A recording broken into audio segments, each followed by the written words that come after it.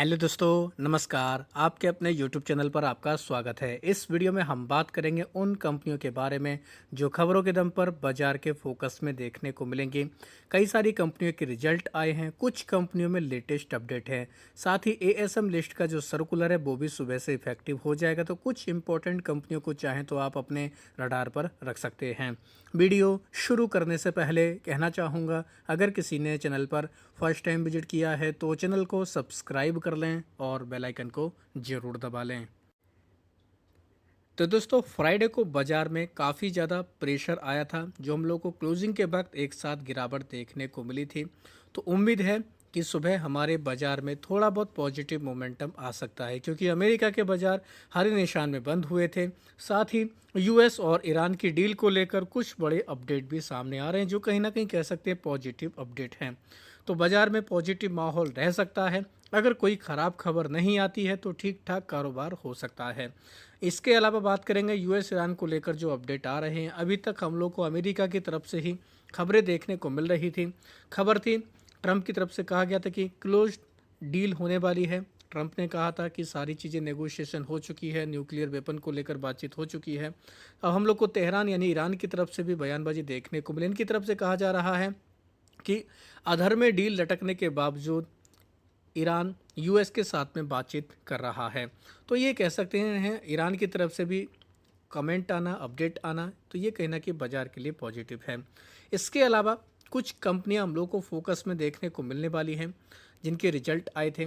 जैसे inter globe aviation यानी Indigo, इस कंपनी के ऊपर नज़र रख सकते हैं। इस कंपनी के Q4 के नतीजे हमें देखने को मिले, नंबर प्रेशर में हैं और इसी के आसपास का अनुमान जताया जा रहा था। कंपनी ने कमज़ोर नंबर पेश किए हैं। 2536 करोड़ का लॉस रिपोर्ट किया, जबकि 3067 करोड़ का पिछले साल इसी तिमाही में कंपनी ने प्रॉफिट दिखाया था। इसके पीछे का कारण है एग्जेप्शनल आइटम भी देखने को मिला 250 करोड़ का। साथ ही हालांकि रेवेन्यू कंपनी का 1.25% बढ़कर आया। हम लोग को जो दिक्कतें देखने को मिल रही है, एटीएफ के प्राइस बढ़ना, ईंधन के दाम बढ़ना और भी कई सारी हम लोग को फ्लाइट कैंसिल होते देखने को मिली। इसकी वजह से कंपनी के मार्जिन काफ़ी घट कर आए हैं। 31.4% यानी मोटा मोटा कह सकते हैं 32% से घटकर कंपनी के मार्जिन 10% पर आ चुके हैं। यही एक बड़ी वजह है जिसकी वजह से हम लोग को इंटर ग्लोब एविएशन के नतीजे काफ़ी ख़राब आते देखने को मिले हैं। नंबर ख़राब है, नो डाउट। कंपनी के ऊपर नेगेटिव रिएक्शन भी आ सकता है, लेकिन अभी सिचुएशन ही ऐसी है तो बाजार इसको भी काफ़ी संभल कर चल सकता है। बात करेंगे दोस्तों टेक्सटाइल इंडस्ट्री से जुड़ी हुई कंपनियों के बारे में। इन कंपनियों के ऊपर नज़र रख सकते हैं। इन कंपनियों के लिए पॉजिटिव खबर सामने आ रही है। खबर क्या है दोस्तों? खबर यह कि सरकार ने क्या किया, इम्पोर्ट ड्यूटी जो था हम लोग को कॉटन के ऊपर यानी कपास के ऊपर, इसको 30 अक्टूबर तक के लिए लागू कर दिया है और एक जून से हम लोग को एक इफेक्टिव होते देखने को मिलेगा। इससे क्या होगा, जो घरेलू टेक्सटाइल वाली कंपनियां हैं उनके लिए राहत की खबर है। उनको सस्ते दाम पर कॉटन मिलते देखने को मिलेगा। तो जिस वजह से कह सकते हैं इन कंपनियों के लिए पॉजिटिव खबर है। जैसे वर्धमान टेक्सटाइल, इसके ऊपर नज़र रख सकते हैं। केपीआर मिल, इसके ऊपर फोकस रख सकते हैं। साथ ही बात करेंगे पेज इंडस्ट्री, इसके ऊपर नजर रख सकते हैं। गोकुलदास एक्सपोर्ट, सियाराम सिल्क्स, ये सभी कंपनियां इस खबर के दम पर फोकस में देखने को मिलने वाली हैं। बात करेंगे दोस्तों एक और कंपनी के बारे में, ग्लेनमार्क फार्मा के बारे में। इस कंपनी के नतीजे आए हैं, नंबर अच्छे देखने को मिल रहे हैं। कंपनी का पैट 301 करोड़ रहा है, जबकि पहले 4.6 करोड़ था। हालांकि इसमें ऑपरेशनल परफॉर्मेंस काफ़ी मजबूत आया, 15% की ग्रोथ रही। रेवेन्यू में 3770 करोड़, एबिडा में 36% की ग्रोथ रही है। कंपनी के मार्जिन भी 17.2% से बढ़कर 20.2% पर आ चुका है। तो मार्जिन भी बढ़कर आया, रेवेन्यू बढ़कर आया, कंपनी का पैट भी ज़बरदस्त आया। तो ग्लेनमार्क फार्मा ये कंपनी बाजार के रडार पर रहेगी। बात करेंगे आइनॉक्स विंड के बारे में। नंबर कमज़ोर रहे हैं, मार्जिन का प्रेशर काफ़ी देखने को मिला। कंपनी का पैट 51% तक घटकर आया है, 91 करोड़ के आसपास। रेवेन्यू में भी 2.25% 2.5% की गिरावट रही। एबिडा 21% तक गिरकर आया। कंपनी के मार्जिन 20% से घटकर 16% पर आ चुके हैं। कॉनकॉर्ड बायोटेक की बात करेंगे, इसके नतीजे भी कमज़ोर रहे, 36% तक कंपनी का पैट गिरकर आया, 88 करोड़ रहा। जो पहले हम लोग को इससे ज़्यादा देखने को मिलता था। रेवेन्यू में 24% की गिरावट रही, 3261 करोड़ रहा है। एबिडा में 38% तक की गिरावट। मार्जिन कंपनी के 44% से घटकर 36% पर आ चुके। ₹7.5 का कंपनी ने डिविडेंड का ऐलान किया है। नंबर कमज़ोर है, मार्जिन घटकर आए, रेवेन्यू घटकर आया। हम लोग को हर पैरामीटर के हिसाब से नंबर बेहद कमज़ोर देखने को मिल रहे हैं। एनएमडीसी की बात करेंगे, इस कंपनी ने थोड़ा बेहतर प्रदर्शन करने की कोशिश की है। 36% तक इस कंपनी का पैट बढ़कर आया है, 2017 करोड़ का रहा है। रेवेन्यू में भी हम लोग को 62% की ग्रोथ देखने को मिली। एबिडा 28% से ज़्यादा बढ़कर आया। कंपनी के मार्जिन हम लोगों को घटकर आते देखने को मिले, 29% थे पहले, ये 23.3% पर आ चुके हैं। अगर मार्जिन कंपनी के अच्छे आ जाते तो कंपनी के नतीजे काफ़ी तोड़फोड़ साबित हो सकते थे। हालांकि मार्जिन को अगर छोड़ दिया जाए तो बाकी अदर फैक्टर सारे मजबूत देखने को मिले हैं। ल्यूमेक्स ऑटो की बात करेंगे, इस कंपनी ने नंबर पेश किए, बेहतर परफॉर्मेंस कंपनी ने रिपोर्ट किया है। पैट 51% बढ़कर है, 88 करोड़ के आसपास। रेवेन्यू में हम लोग को 25% की ग्रोथ देखने को मिली। एबिडा 29% बढ़कर है। मार्जिन भी कंपनी के 13.8% से बढ़कर 14.3% पर आ चुके हैं। इनके अलावा बात करेंगे पीएनसी इंफ्राटेक के बारे में। कंपनी को 302 करोड़ का ऑर्डर मिला है। उत्तराखंड में इनको दोस्तों काम करना है, पंतनगर एयरपोर्ट के लिए इनको ये काम करना है। तो ऑर्डर मिलने की खबर कंपनी के लिए पॉजिटिव है। ओलेक्ट्रा ग्रीनटेक की बात करेंगे, इसके भी हम लोग को नतीजे आते देखने को मिले। नंबर इसके भी ठीक ठाक हैं। कंपनी का नेट पैट 56 करोड़ रहा, जो पहले 21 करोड़ के आसपास था। रेवेन्यू में 43% की ग्रोथ रही, 644 करोड़। एबिडा 76% बढ़कर है। कंपनी के मार्जिन भी 12.6% से बढ़कर 15.5% पर आ चुके हैं।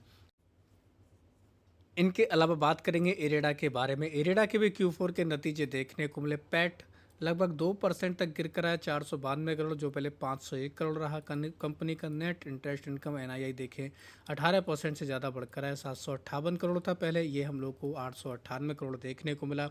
मिले जुले नतीजे इरेडा की तरफ से पेश किए गए हैं, तो इरेडा के ऊपर भी नज़र रख सकते हैं। साइंट में अपडेट देखने को मिला, कंपनी एक्वायर कर रही है यूएस की कंपनी ताओ डिजिटल। इसमें $218 मिलियन में हम लोग को डील देखने को मिलने वाली है। सुजलोन एनर्जी की बात करेंगे, सेबी की तरफ से एक ऑर्डर जारी किया गया था कंपनी और कंपनी के प्रमोटर को लेकर। अब सुजलोन की तरफ से कहा गया है कि ये सेबी का जो हम लोग को डिसीजन देखने को मिला 28 करोड़ की पेनल्टी का, इसको लेकर दोस्तों एसएटी में ये अपील करने वाले, यानी कि सेबी के खिलाफ ये अपील करेंगे। तो सुजलोन में एक ये बड़ा डेवलपमेंट देखने को मिला। अडानी ग्रुप में भी हम लोग को खबर देखने को मिली है। खबर है गौतम अडानी की तरफ से कहा गया कि यूएस में जो लीगल का इशू देखने को मिल रहा था, जो मामला देखने को मिल रहा था, उसको अब पीछे छोड़ दिया है। अब ये एआई ड्राइवन इंफ्रास्ट्रक्चर को लेकर काम करने वाले, एआई पर ये काफ़ी एक्सपेंशन करने वाले हैं। तो इसकी वजह से चाहें तो आप अडानी एंटरप्राइज इसके ऊपर नज़र रख सकते हैं। इनके अलावा बात करेंगे आदित्य इन्फोटेक के बारे में। इस कंपनी के Q4 के नतीजे काफ़ी तोड़फोड़ देखने को मिले। कंपनी ने गाइडेंस भी इसको काफ़ी आगे बढ़ा दिया है। इसमें फ्राइडे को 10% का अपर सर्किट देखने को मिला था, हालांकि सर्किट लिमिट ही इसकी 10% थी। अभी भी ये कंपनी और भी फोकस में देखने को मिलने वाली, तो इसके ऊपर चाहें तो आप नज़र रख सकते हैं। इनके अलावा फ्राइडे को हम लोग को कई सारी में ब्लॉक डील देखने को मिली थी, जिनमें पीवी फिनटेक में ब्लॉक डील हुई थी। कंपनी के फाउंडर याशीष दहिया और आलोक बंसल ने इसमें हिस्सेदारी बेची थी, लगभग 26 लाख शेयर इसमें बेचे थे।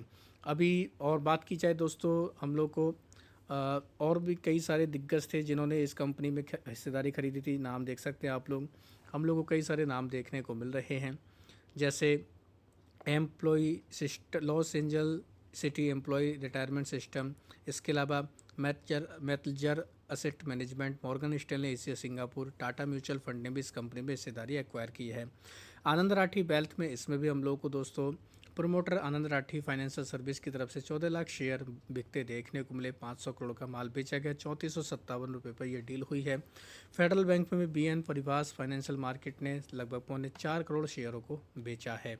तो ये कंपनी भी इस वजह से फोकस में देखने को मिलेगी। हालांकि integrated core strategies Asia PT ने इसमें लगभग 1.5 करोड़ शेयर दोस्तों इन्होंने बेचे हैं, ये भी हम लोग कह सकते हैं। MCX इंडिया और नेल्को, इसमें भी हम लोग को बड़ा ट्रांजैक्शन देखने को मिला। BNB परिवास फाइनेंशियल मार्केट ने इस कंपनी में यानी MCX में लगभग 22 लाख शेयर बेचे हैं, 642 करोड़ का माल बेचा है। 2,947 रुपये पर ही हम लोग को डील होते देखने को मिली। नेल्को के अंदर भी हम लोग को 686 करोड़ का हम लोग को ट्रांजैक्शन देखने को मिला है। इसके अलावा बात करें कल्याण ज्वेलर्स और आरबीएनएल, इसमें भी हम लोग को काफ़ी बड़ा ट्रांजैक्शन देखने को मिला। Integrated core strategy Asia PTE ने लगभग 93 लाख शेयर इस कंपनी में खरीदे, यानी कल्याण ज्वेलर्स में 333 करोड़ का माल खरीदा है। साथ ही लगभग 1 करोड़ 27 लाख शेयर आरबीएनएल में खरीदे, 313 करोड़ के आसपास के यहाँ पर ट्रांजैक्शन देखने को मिला। भाव देख सकते हैं 245 रुपये 46 पैसे पे आरबीएनएल में, जबकि 355 रुपये 31 पैसे पर हम लोग को कल्याण ज्वेलर्स में ये डील देखने को मिली। इनके अलावा एएसएम लिस्ट में भी सुबह बाजार ओपन होने पर बदलाव देखने को मिल जाएगा। अडानी टोटल गैस को शॉर्ट टर्म की लिस्ट में डाला गया है, इसके ऊपर नज़र रख सकते हैं। बाहर निकलने वाली कंपनियों में कई सारी हैं, भारत बायर रोप्स, इनके अलावा ब्लिस जीपीएस फार्मा, इसको शॉर्ट टर्म से निकालकर लॉन्ग टर्म की लिस्ट में डाल दिया गया है। लॉन्ग टर्म के एएसएम की लिस्ट में भी बड़ा बदलाव हुआ है। ब्लिस जीवीएस फार्मा यहाँ पर आया, जीई पावर इंडिया, इसको भी फोकस में रख सकते हैं। इनके अलावा मुक्ता आर्ट और इंडो सोलर को एक एक स्टेज राहत दे दी गई। बाहर निकलने वाली कंपनियों में देखा जाए तो कोई बड़ी कंपनी नहीं, स्पाइस जेट को चाहे तो आप अपने फोकस में रख सकते हैं। बाकी सभी कंपनियों में छोटी मोटी देखने को मिल रही है। एएसएम को लेकर चैनल पर ऑलरेडी डिटेल वीडियो जाकर उसको भी देख सकते हैं। वीडियो अगर आपको ये पसंद आया है तो चैनल को सब्सक्राइब कर लें और बेल आइकन को जरूर दबा लें।